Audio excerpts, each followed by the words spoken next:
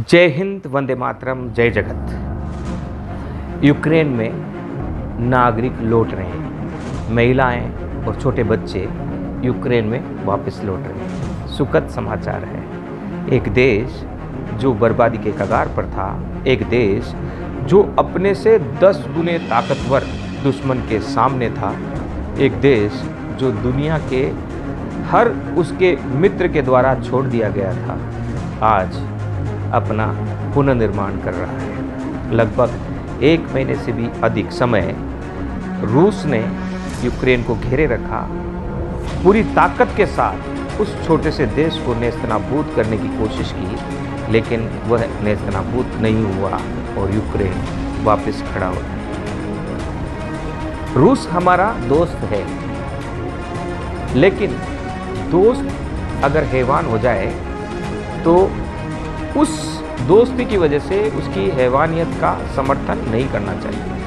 हम गांधी का देश हैं और हम गांधी टीवी के लोग हैं। हम शांति प्रिय लोग माने जाते हैं। हम विश्व गुरु की पदवी में बैठने के लिए अधिकृत पूरे विश्व में एकमात्र देश है। इसलिए हमें हर उस घटना का, हर उस युद्ध का, हर उस समझौते का विरोध करना चाहिए जो किसी एक देश की अखंडता और सार्वभौमिकता और उसके अधिकार को समाप्त करता है। विषय यह दूसरा है। आखिर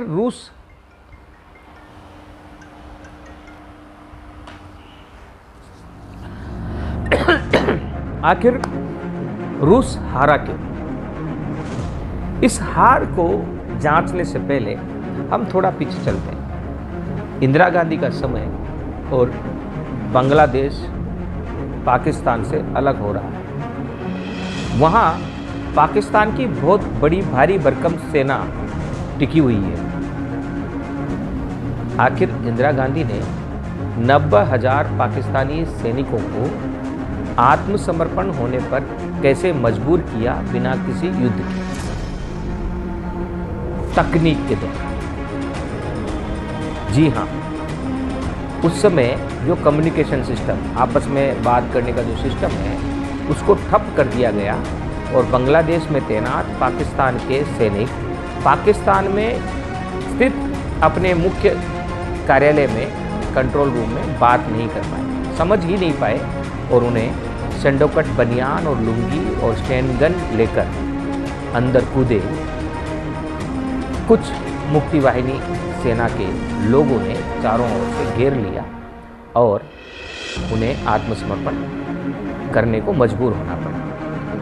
उस पूरी घटना में भारत के आर्मी का इन्वॉल्वमेंट भी माना जाता है और हिंदुस्तान पर आरोप लगते रहे हैं कि पाकिस्तान के 2 टुकड़े करने के लिए भारत की सेना का मुक्ति वाहिनी के लोगों की रूप में इस्तेमाल किया गया। अर्थात भारत के सैनिकों को भारत के सैनिक की वर्दी उतारकर उन्हें सेंडोकट बनियान और लुंगी पहनाकर स्टैंड गन देकर मुक्ति वाहिनी के आतंकवादियों के रूप में, उनके सेना के रूप में बांग्लादेश में उतार दिया गया। इसके बाद हम आते हैं श्रीलंका में। प्रभाकरण को चारों ओर से घेर लिया गया और यूरोपीय देश द्वारा प्रभाकरण को हथियार भेजा गया। अमेरिका लिट्टे के खिलाफ और ओसामा बिन लादेन के खिलाफ एक साथ लड़ाई लड़ रहा था। दोनों ही दक्षिण एशिया के भाग थे। अमेरिका ने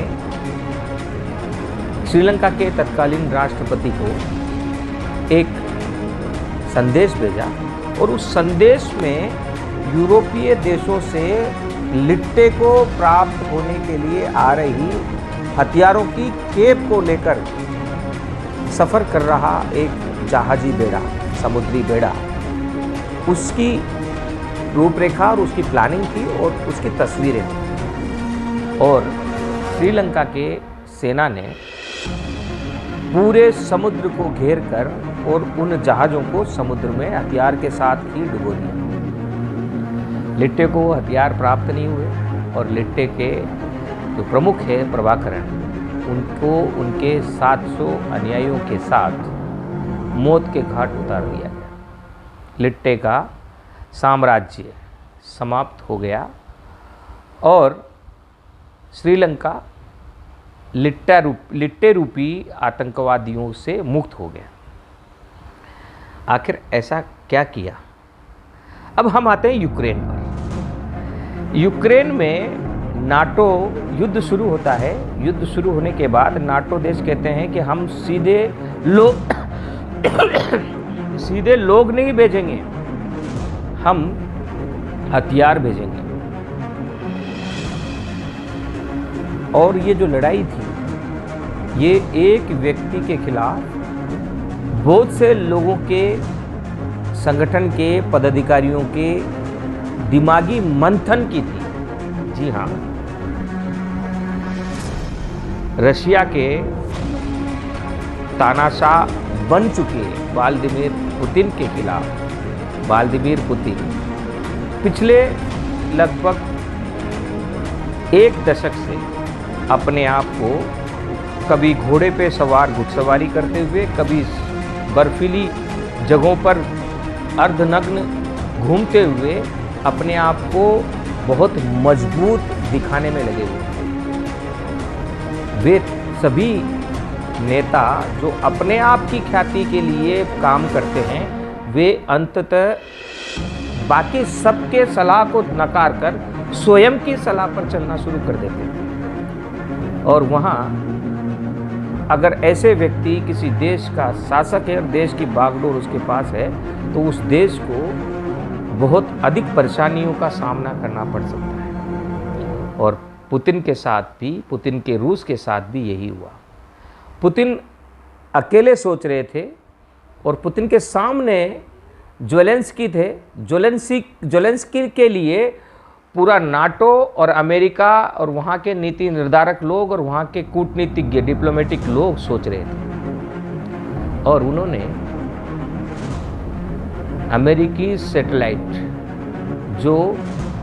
जिसके लिए कहा जाता है कि अमेरिका में बैठे हुए व्यक्ति को दुनिया में कहीं भी किसी भी इलाके में अगर कोई टेनिस बॉल पड़ी हुई है तो वह उसे लोकेट कर सकता है। इतनी हाईटेक है उनकी सैटेलाइट प्रणाली। अमेरिका ने वहाँ से बैठकर सैटेलाइट से एक एक सूचना, जैसे ओसामा बिन लादेन के बारे में जो सूचना थी, लिट्टे के बारे में जो सूचना थी, उसमें अमेरिका के लोग आगे नहीं आते हैं, वो सैटेलाइट से ही सारा ध्यान रखते हैं। इस अमेरिकी सैटेलाइट को हिंदुस्तान ही मात कर पाया है।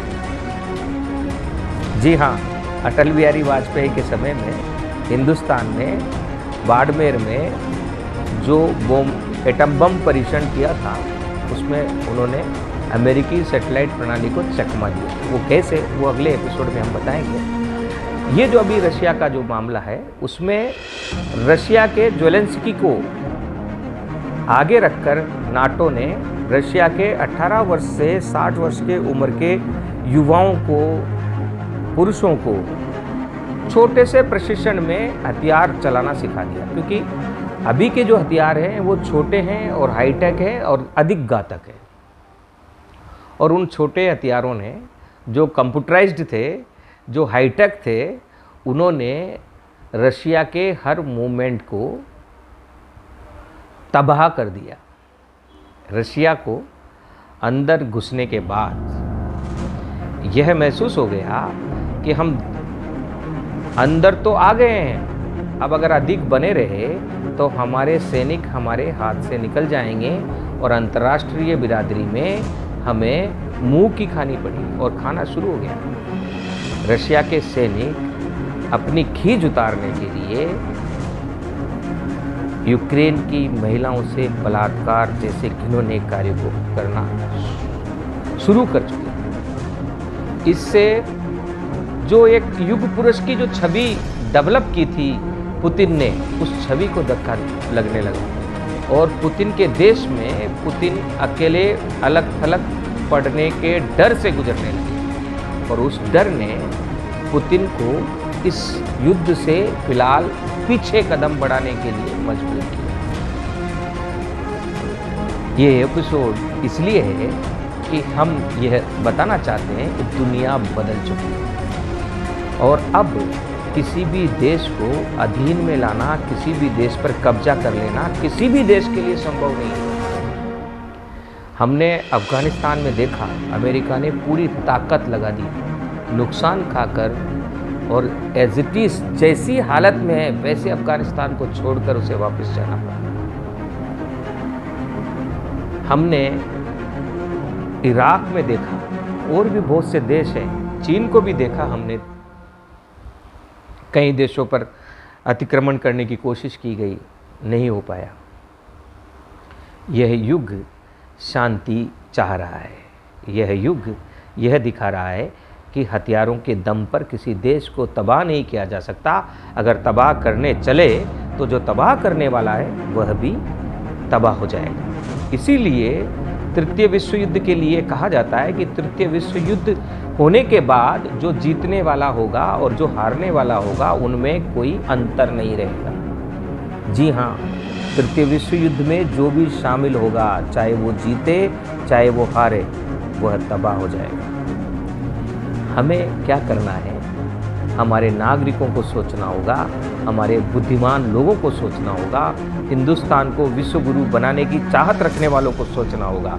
और जब हम विश्व गुरु की बात करते हैं तो सर्वधर्म की बात करनी होगी, सर्व जाति की बात करनी होगी, और विश्व एक परिवार है, इस भावना को मानते हुए, वसुदेव कुटुंबकम की भावना को मानते हुए हमें विश्व को शांति का पाठ पढ़ाना है।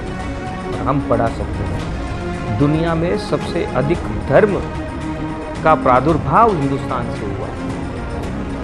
दुनिया की सबसे पुरानी शिक्षा प्रणाली, विश्वविद्यालय हिंदुस्तान में रहा है। हम उस ताकत को पहचानें और आगे बढ़ें। जय हिंद, वंदे मातरम, जय जगन्नाथ।